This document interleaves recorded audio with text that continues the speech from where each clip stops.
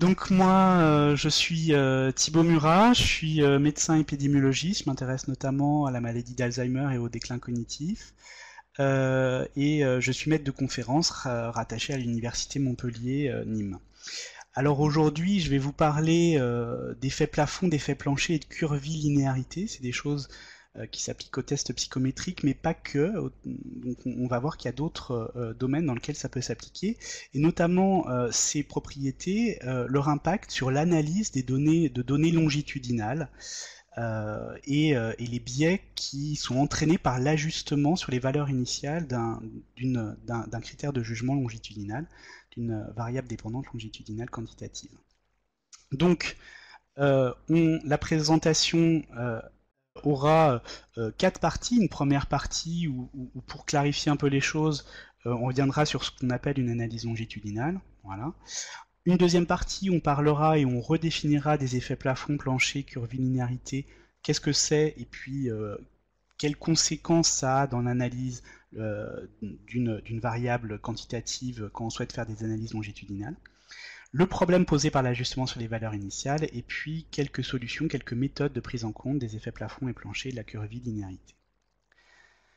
Alors tout d'abord, qu'est-ce qu'on appelle l'analyse longitudinale d'un critère de jugement quantitatif? Alors ici on parle d'une variable quantitative dont la mesure est répétée dans le temps, et nous on va s'intéresser à l'évolution de cette mesure dans le temps.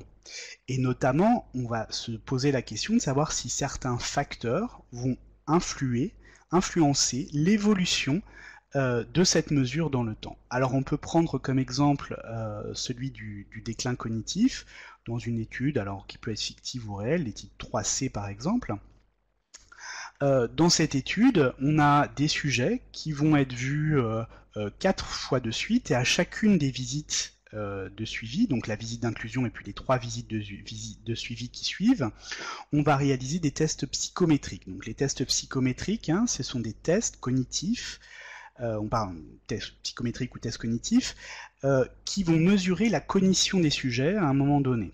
Alors un des plus connus, même si c'est pas vraiment un test cognitif, c'est le Mini Mental State Evaluation que beaucoup de gens connaissent, je pense, qui est un test de détection des troubles cognitifs. Mais il y en a beaucoup d'autres. On a des tests qui évoluent les fonctions exécutives, d'autres des fonctions de mémoire. Et donc on va pouvoir réaliser ces tests à l'inclusion, après 2 ans de suivi à une première visite, après 4 ans de suivi à une deuxième visite, et après 7 ans de suivi à une troisième visite. Et puis, à chacune de ces visites, on va également mesurer un facteur d'intérêt. Donc, dans cette présentation, on s'intéressera notamment à un facteur d'intérêt dont on souhaite savoir s'il influence l'évolution dans le temps de la cognition.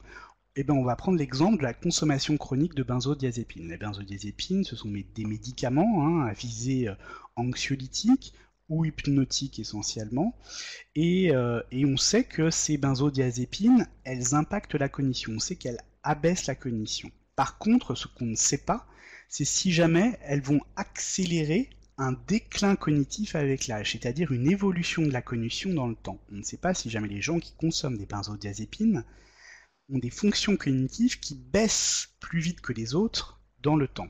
Donc c'est cette question-là, c'est ce genre de question-là, auxquelles on va essayer de répondre dans les analyses longitudinales.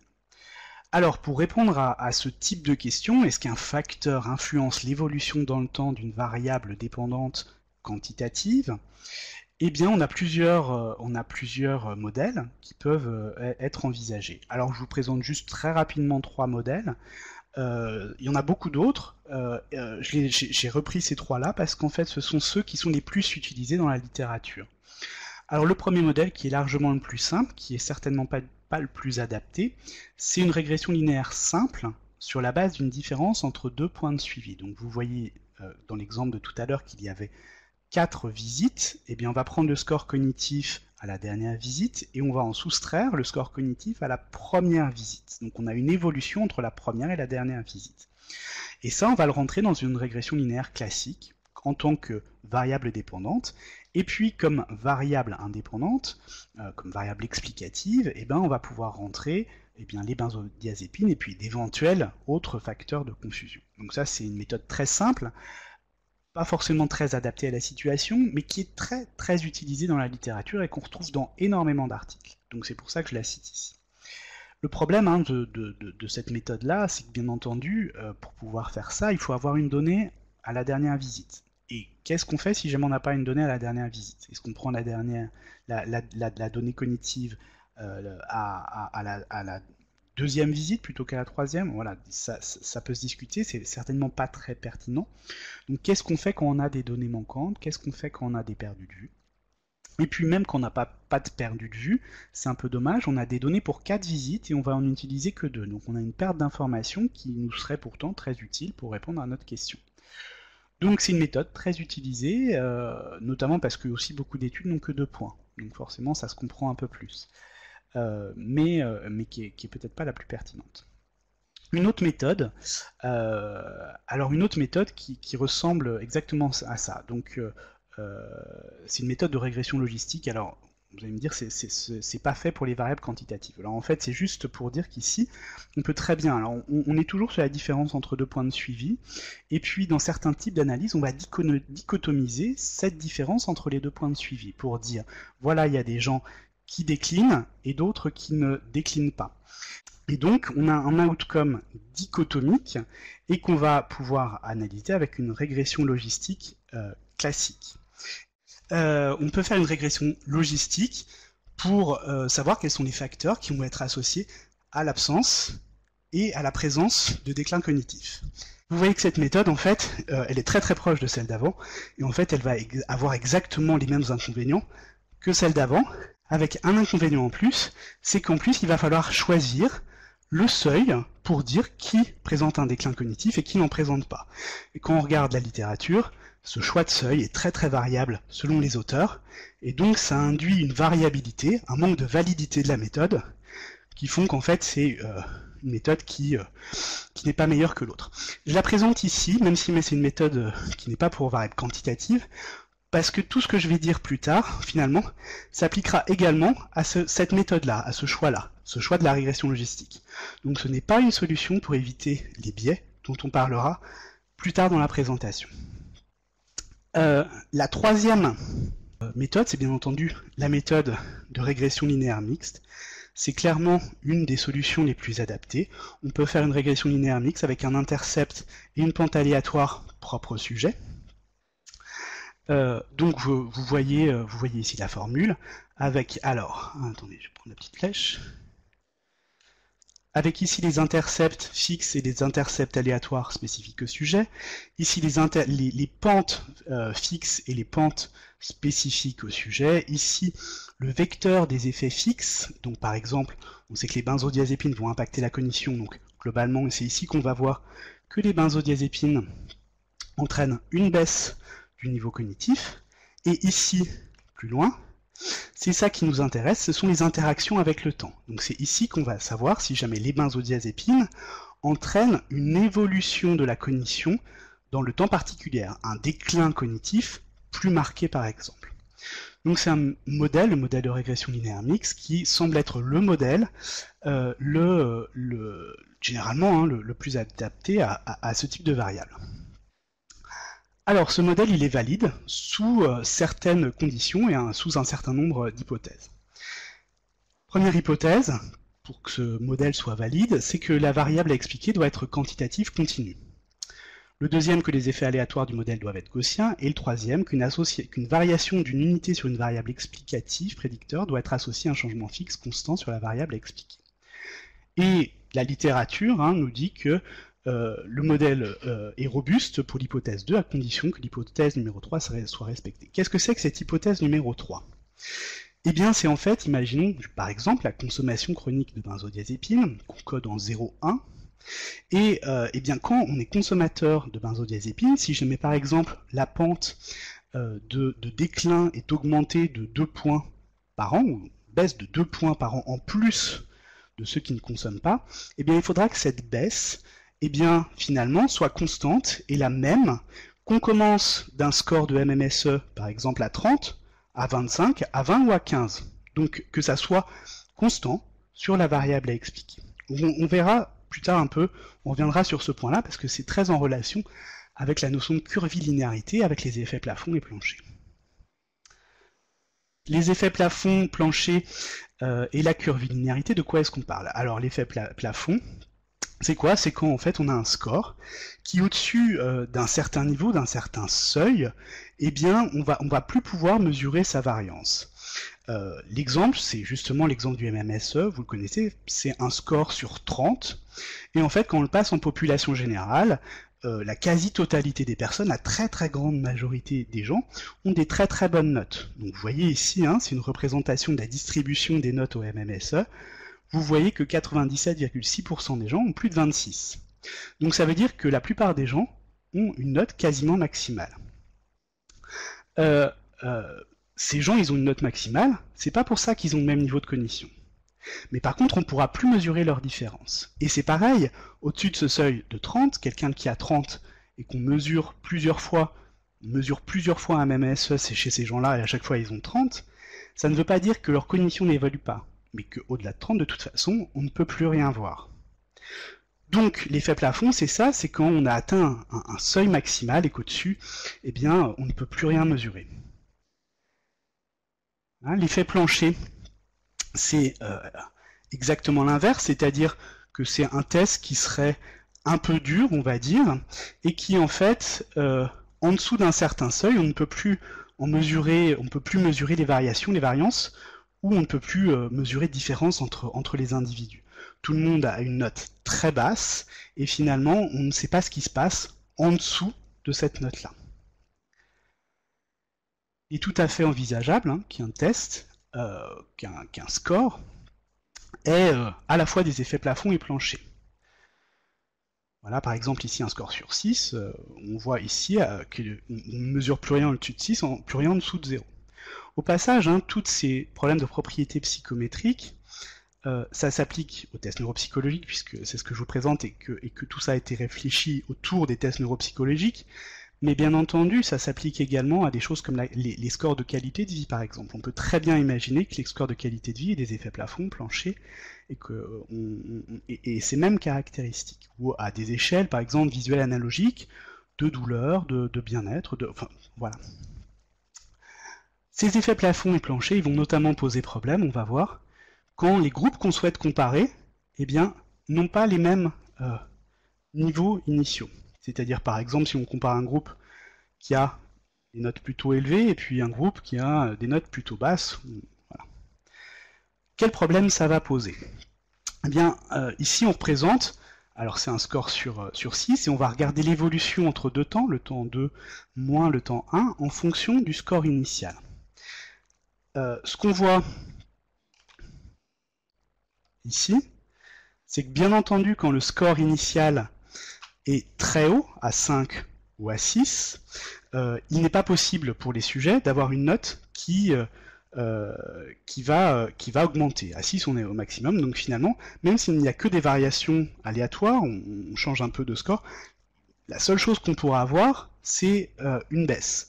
Pareil, hein, il y a peut-être des gens qui améliorent leur cognition, qui passent dessus, mais on ne verra pas puisqu'ils ont déjà la note maximum. Donc la seule chose qu'on verra, ce sont les variations aléatoires dans le sens d'une baisse et les baisses réelles. Voilà. Pareil pour le 5, hein, de façon un peu moins marquée. Et de la même façon, quand on regarde les scores les plus bas, bah c'est pareil, quand on a 0 ou 1, il est impossible de voir un score qui va diminuer. On verra uniquement les scores ou les variations aléatoires dans le sens d'une augmentation.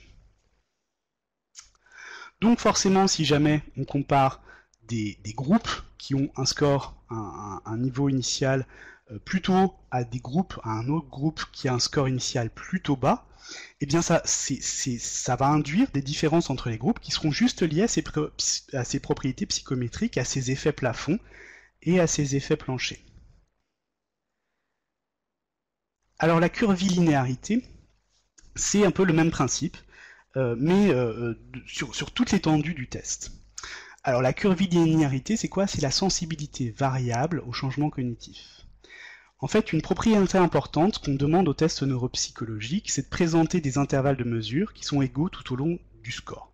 Ça veut dire quoi? Ça veut dire que si jamais on perd 5 points à un test, il faudra que ça ait le même sens que perdre, si jamais on perd ces 5 points en passant de 30 à 25, ou si on perd ces 5 points en passant de 15 à 10. On prend l'exemple du MMSE, hein. Si jamais on parle de 30 à 25, on perd bien 5 points, et de 15 à 10 aussi. Est-ce que ces 5 points veulent dire exactement la même chose? C'est pas sûr. C'est même vraisemblablement pas le cas. Alors, on peut représenter cette sensibilité variable au changement cognitif avec le graphique que vous avez en dessous. Alors, en fin de présentation, je vous montrerai le modèle qui permet d'aboutir à ce genre de modélisation et qu'on peut représenter comme ça.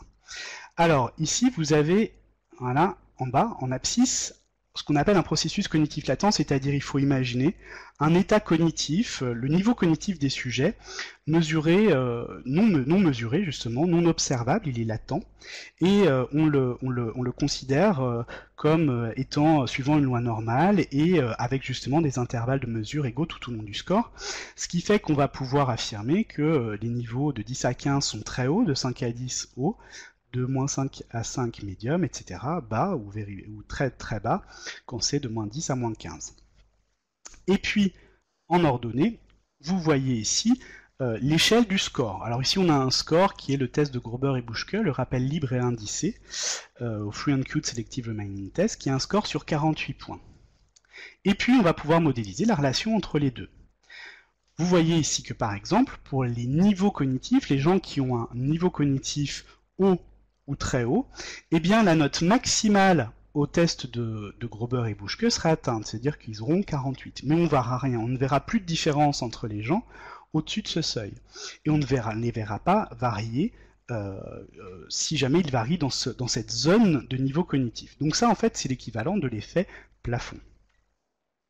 Ce qu'on peut voir aussi, c'est que dans la zone médium, on peut avoir 10 points d'écart, on passe de 5 à moins 5, ça correspond à peu près à une perte de 8 points du test de Grober et Buschke. Si jamais on va encore plus bas, on perd 5 points et ça correspond à 15 points du test de Grober et Buschke. Donc finalement, quand on est dans une zone plus basse par rapport au médium, la zone plus basse, on est beaucoup plus sensible au changement cognitif. Donc finalement, les points du test de Grober et Buschke n'auront pas la même valeur en termes de cognition. C'est ça la curvilinéarité. Voilà, et en très bas également. Donc effectivement, cette propriété, vous avez vu, là, elle n'était pas respectée. Et en fait, quand on s'intéresse aux tests neuropsychologiques, mais encore une fois, je pense que ça peut être étendu à beaucoup de choses, comme les scores de qualité de vie, eh bien, cette propriété, elle est rarement démontrée, et elle est fausse, en fait, dans énormément de cas. Pas tous, mais énormément de cas.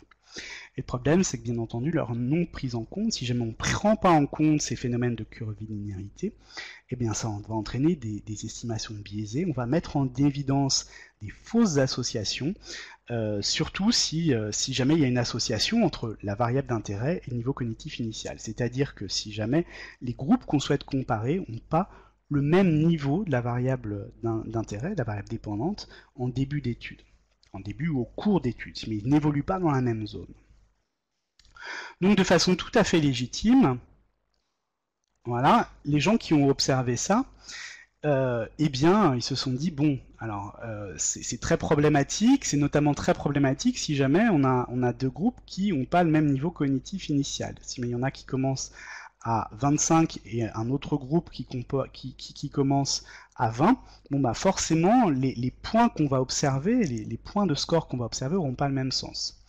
Donc un moyen, c'est de dire, ok, on les compare, mais à un niveau cognitif égal. C'est-à-dire qu'on va ajuster sur le niveau cognitif initial. Voilà, c'était tout à fait compréhensible de penser ça. Au passage, ce qui nous intéresse, c'est pas forcément le niveau cognitif initial, mais c'est la zone dans laquelle les gens évoluent. C'est ça qui va nous intéresser. Donc au final, on aurait aussi pu très bien se dire, on pourra ajuster sur eh bien, le score cognitif final, celui qui, voilà, le dernier score qu'on voit, comme ça indique la zone dans laquelle on évolue. Et puis on aurait aussi pu dire, on peut ajuster sur la moyenne des deux, c'est la zone dans laquelle les gens évoluent, on va comparer des gens qui évoluent dans une même zone, comme ça on sera à peu près dans les mêmes sens en termes de points pour un score donné. Donc, en fait, c'est très très utilisé dans la littérature. Il y a énormément de publications qui sont sorties, qui sortent sur la cognition et où on retrouve ces ajustements sur les valeurs initiales. Ici, vous avez un exemple, c'est l'utilisation chronique des benzodiazépines et des déclins cognitifs. Donc ils ont utilisé une régression logistique pour différencier ceux qui vont décliner et ceux qui ne vont pas décliner, donc exactement comme je vous l'ai expliqué tout à l'heure. Et puis quand on regarde, ils ont ajusté sur les scores à baseline. Donc c'est vraiment quelque chose de très courant.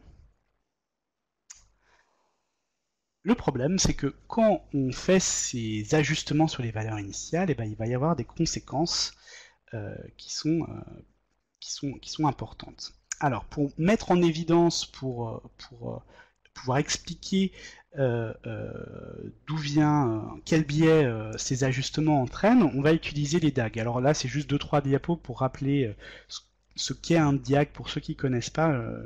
Voilà. Le DAG, c'est les graphiques directs acycliques dirigés. Pardon, directed, c'est dirigé. Donc en fait, ce sont des graphiques, comme ce que vous pouvez voir là. Alors, hop, la petite flèche, pardon, voilà. Comme ce que vous pouvez voir là, avec des lettres. Les lettres, ce sont ce qu'on appelle des nœuds, en fait, c'est les variables d'intérêt. Et puis, vous avez les flèches. Et les flèches, ça représente les associations qu'on pense exister entre les différentes variables. Donc ici, A, cos C, etc., etc. Et ces graphiques, ils permettent de représenter des chemins d'association causale, qu'ils soient directs ou indirects. Ils permettent de représenter des associations structurelles, donc des biais de confusion, et des associations conditionnelles, potentielles, liées à des ajustements, c'est-à-dire ils permettent de repérer des collideurs qui sont des facteurs sur lesquels on va créer des biais de collision lorsqu'on ajuste dessus. Donc, quand toutes les flèches pointent dans la même direction, eh bien c'est un chemin d'association causale. Vous voyez qu'ici, il y a un chemin d'association causale entre A et F. Lorsque les flèches pointent sur les variables initiales, comme c'est le cas ici, eh bien on a un chemin d'association structurelle, et en fait c'est l'équivalent de ce qu'on appelle des facteurs de confusion. Donc il suffit d'ajuster, il suffit d'ajuster sur une des variables de ce chemin d'association structurelle, et ça va bloquer cette association structurelle, ça va bloquer les facteurs de confusion. Et puis, quand deux flèches pointent sur une même variable, par exemple ici C, eh bien c'est ce qu'on appelle un collideur. Alors ce collideur, il ne transmet pas d'association, à moins qu'on ajuste dessus. C'est-à-dire que si on ajuste sur ce collideur, on crée une association conditionnelle entre les variables parents et les variables ascendants. Donc on crée un biais, puisqu'en fait les variables parents et ascendants vont être associées dans les strates de C. Or, on n'a pas de raison de vouloir s'intéresser aux strates de C. Dans la population qui nous intéresse, les variables parents et ascendants ne sont pas associées. Donc on va créer ce qu'on appelle un biais de collision. Voilà. Alors, on va utiliser ces DAG dans la question qui nous intéresse. Par exemple, ici, on veut s'intéresser à la consommation chronique de benzodiazépines et on veut savoir si jamais il influence l'évolution de la fonction cognitive dans le temps. Donc on a deux mesures, V2 et V0, on va faire la différence entre les deux, et donc on va regarder l'évolution du score cognitif entre la mesure à V2 et la mesure à V0. Et on va se poser la question de savoir si jamais il faut ajuster sur le score cognitif à V0, sur le score cognitif initial. En fait, ce score cognitif initial, il est la résultante de deux choses. La fonction cognitive à V0, donc mesurée sans erreur, telle qu'elle existe réellement, et puis l'erreur de mesure. Une erreur de mesure à V0, en fait, c'est le jour où vous passez le test, par exemple, vous êtes très en forme, et puis vous êtes très très chanceux. Du coup, vous avez un très bon score parce que vous avez une erreur de mesure très positive, par exemple. Or, on sait que la consommation de benzodiazépine, je vous l'ai dit tout à l'heure, elle influence la fonction cognitive. Elle abaisse la fonction cognitive. Par contre, on ne sait pas si jamais elle influence l'évolution de la fonction cognitive dans le temps. On sait également que l'erreur de mesure, eh bien, ça va être associé par régression vers la moyenne de façon négative à l'évolution du score cognitif entre V2 et V0. Pourquoi ? Si jamais à la première mesure, vous avez beaucoup de chance, vous êtes très en forme, vous avez un très très bon score parce que vous avez une forte erreur de mesure, eh bien forcément la fois d'après à V2 vous avez un score normal, classique, et bien on aura l'impression que votre score diminue. Donc, plus votre erreur de mesure est positive et importante, plus vous allez diminuer. Donc il y a une association négative entre l'erreur de mesure et l'évolution du score cognitif. Vous voyez que sur le score cognitif, on a deux flèches qui pointent. Donc c'est un collideur. Donc quand on ajuste dessus, on crée une association conditionnelle entre la fonction cognitive et l'erreur de mesure. C'est une association négative qui se crée. Et donc, vous voyez qu'ici, on a une association négative, négative et négative, donc l'ensemble des trois. On va créer une association négative entre la consommation de benzodiazépine et l'évolution du score cognitif entre V2 et V0. Alors ça avait été montré en 2005 dans un article de Maria Glimour, et ça n'a pas entièrement convaincu bizarrement la communauté scientifique. On a continué encore de voir des papiers. Alors, un peu à visée didactique, on peut renforcer un peu l'exemple. C'est-à-dire que tout à l'heure, on a vu qu'effectivement, finalement, on peut ajuster sur le score à V0, mais normalement, on devrait pouvoir ajuster sur le score à V2. Et sur le deuxième score. Et que normalement, si jamais ça ne prenait en compte que les propriétés psychométriques, ça reviendrait au même.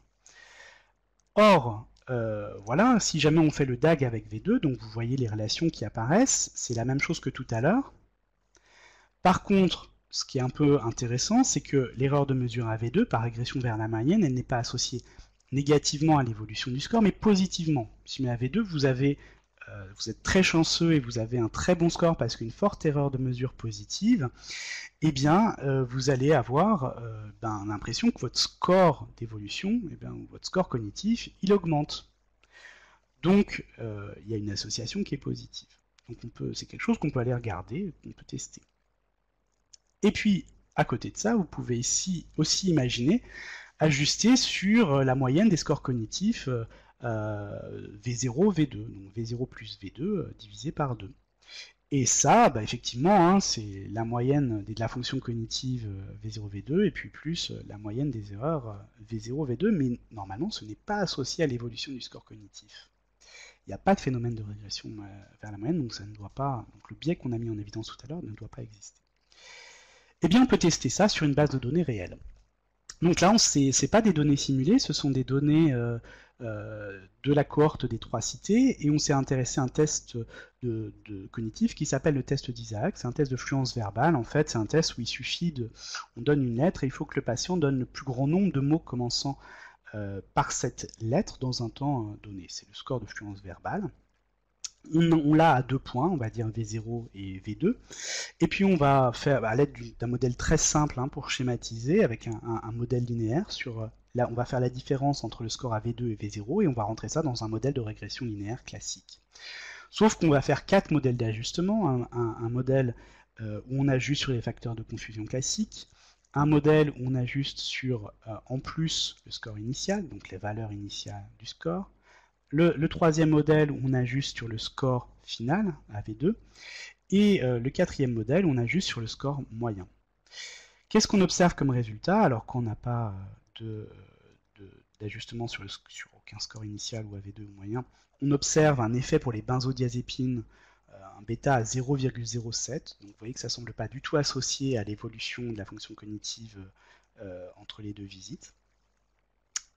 Quand on ajuste sur le score initial, tout d'un coup, on a une association négative, de façon très cohérente avec ce qu'on a dit tout à l'heure avec le DAG, qui devient significative. Donc là, on conclut que les benzodiazépines accélèrent le déclin cognitif. Et ce qui est assez intéressant, c'est que si jamais on ajuste sur le score à V2, on renverse complètement l'association. C'est-à-dire qu'on trouve plus 0,59, c'est-à-dire que les benzodiazépines améliorent l'évolution, les scores cognitifs dans le temps. Donc améliore la fonction cognitive dans le temps, et c'est encore significatif. Donc on a des conclusions exactement opposées. Et quand on fait le modèle avec l'ajustement sur le score moyen, on voit qu'en fait ça ne change pas grand-chose par rapport au premier modèle, parce que le score d'Isaac est connu, il n'a pas beaucoup d'effets plancher, il n'a pas d'effet plancher, plafond, il est relativement linéaire. Voilà. Donc vous voyez que ça confirme un peu ce qu'on a vu juste avant. En passage, ça fonctionne avec la régression linéaire, mais ça fonctionne également avec un modèle mixte. Donc si jamais on fait un modèle mixte simple, où on s'intéresse, dans le modèle, on a 4 mesures, toujours de ces mêmes tests, l'Isaac 7 tests, et puis on rentre dans un modèle mixte, On met comme variable explicative les benzodiazépines, l'âge, le temps et l'interaction dans un premier modèle. Dans le deuxième modèle, on rajoute un ajustement sur l'interaction entre les valeurs initiales et l'évolution dans le temps. Dans un troisième modèle, entre la valeur finale de l'Isaac et le temps. Et puis dans un quatrième modèle, la valeur moyenne de l'Isaac et le temps. Et on trouve des résultats un peu similaires à précédemment, même si jamais c'est moins criant, on va dire. Mais effectivement, après ajustement sur les valeurs initiales, l'effet, l'interaction entre les benzodiazépines et le temps deviennent significatifs. Dans le troisième modèle, vous voyez qu'on inverse le bêta, même si, c'est-à-dire que le signe qui était négatif jusqu'à présent devient positif, même si la p-value n'est pas significative. Et puis le quatrième modèle ne change pas grand-chose par rapport au premier. Donc on arrive aux mêmes conclusions. Ça, ce sont des données réelles. Alors, dans les données réelles, bon, on ne maîtrise pas tout, donc on peut aussi vérifier ça par des simulations. Donc ça, c'est des travaux qui sont en cours. On peut faire des simulations. Alors, on peut simuler, par exemple, un niveau cognitif latent qui suivrait une loi normale. On peut faire que ce niveau cognitif latent soit de moyennes différentes entre les groupes qu'on souhaite comparer. Par contre, ils ont une même variance qui est fixée. Et puis, on ajoute à ce niveau cognitif latent une erreur de mesure. Donc finalement, on recrée un score cognitif, et cette erreur de mesure, elle est de moyenne 0 de variance sphérisée. Donc on recrée un score cognitif, mais en simulation. Et puis, on les fait évoluer dans le temps de façon strictement identique pour les deux groupes.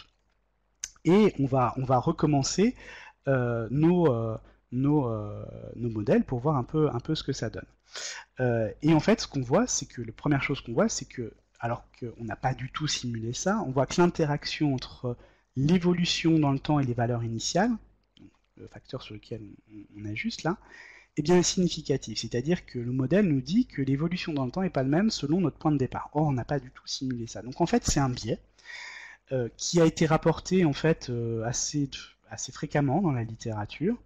Et on sait qu'il ne faut pas faire ça. On ne peut pas étudier l'évolution dans le temps en fonction d'un niveau initial du critère en utilisant une méthode de régression comme ça. Ça entraîne des biais systématiques et il ne faut pas le faire.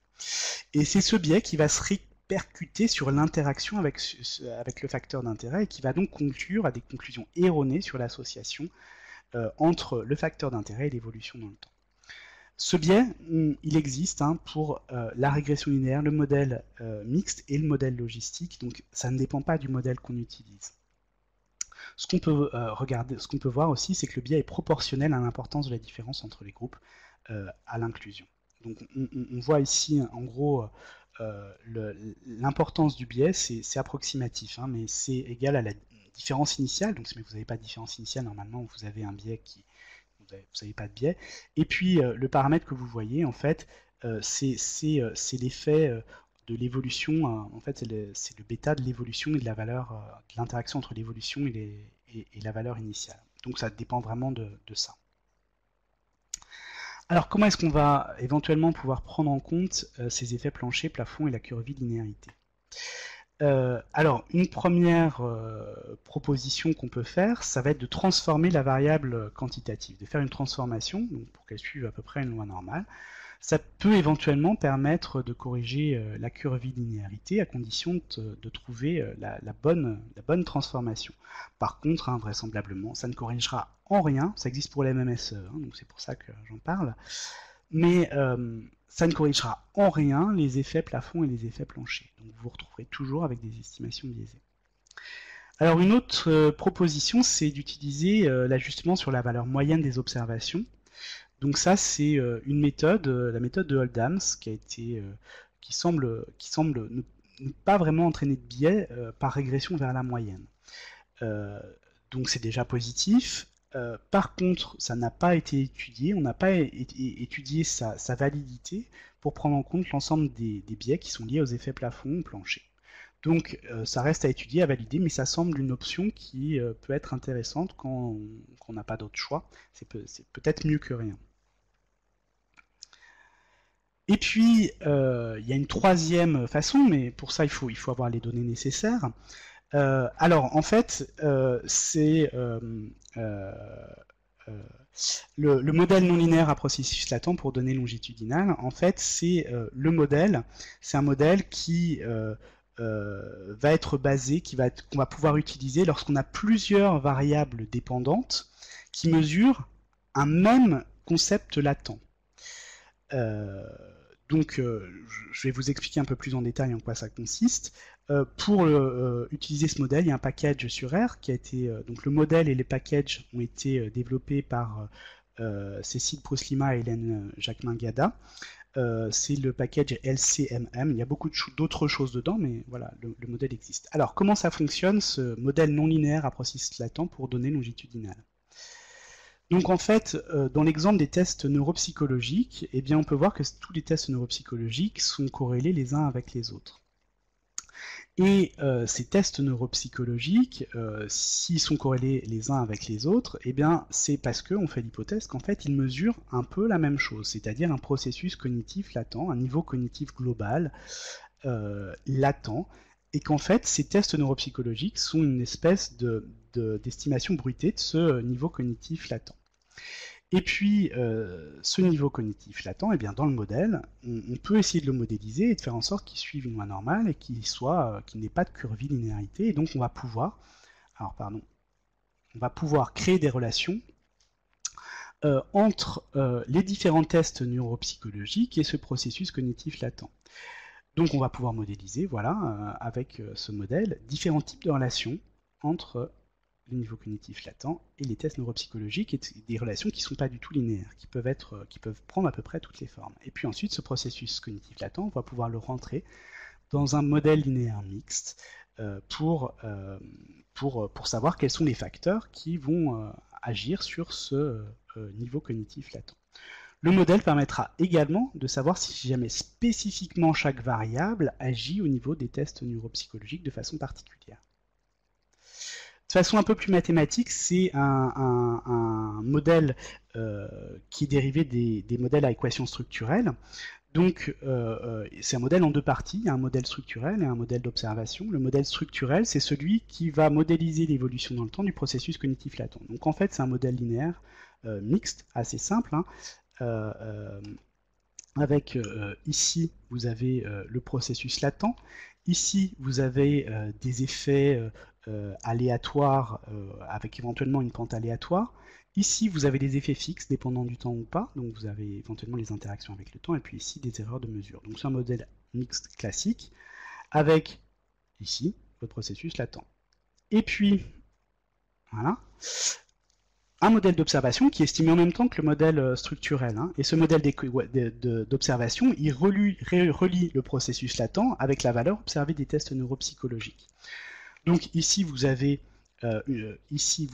vos observations sur les tests neuropsychologiques et puis une fonction de lien. Alors ici, c'est une fonction de type bêta cumulative avec des paramètres pour assouplir un peu le modèle, pour que ça ne soit pas contraint entre 0 et 1 et pour que ça suive une loi normale. Et donc, ça arrive à votre paramètre transformé et c'est une fonction du processus latent. D'ici un effet aléatoire spécifique au sujet ou au test, c'est-à-dire que pour chaque sujet, on peut avoir une flexibilité pour la transformation entre le processus latent et le test neuropsychologique. Et puis ici, vos effets fixes dépendant du temps ou pas, spécifiques du test neuropsychologique. Donc voilà, c'est un modèle tout à fait pertinent, hein, notamment pour les tests neuropsychologiques. Il a été vraiment conçu pour ça. Malgré tout, il peut s'appliquer vraisemblablement à autre chose, et voilà, à d'autres choses que les tests neuropsychologiques, dès qu'il y a des problèmes d'erreur de mesure, dès qu'il y a des problèmes d'effet plafond, dès qu'il y a des problèmes de curvilinéarité. Le seul problème de ce modèle, c'est qu'il est quand même assez lourd à faire tourner, qu'après il faut arriver à expliciter, à arriver à l'expliquer dans une publication, ce qui parfois est un peu délicat, mais c'est un modèle qui est très très pertinent. Donc voilà, les références que j'ai pu citer dans cette présentation, vous les trouverez ici, et voilà. Merci.